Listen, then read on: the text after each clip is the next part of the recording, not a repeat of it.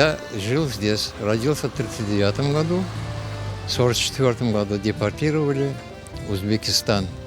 Совхоз «Пятилетка Узбекской ССР». Пятилетка Узбекской ССР.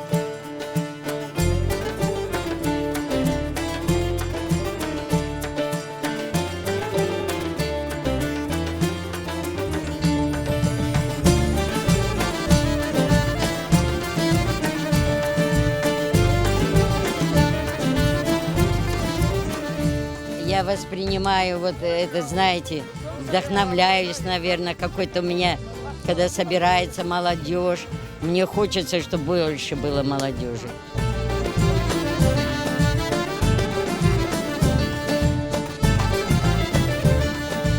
Kaynanam, kaynatam var idi, ahayım vardı, hepsi öldü. Ular ölgen son ben geldim Korbek'e.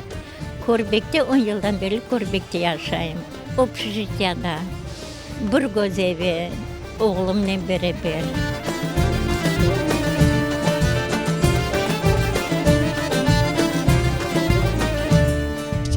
Korbek деп әр вақыт асірет дұйғылар, асіретлікке долы, көздер яшылар долы хатыралар біздің анда сүргінлікте, біздің қорантамызда әр вақыт біздің балаларын, бүтін торынарын, қарбабам рахметлеймін, қарбабам, анам, теземлер әр вақыт хатырлап айтып бізге оны оле бір Корбекке sevgi aşıladılar.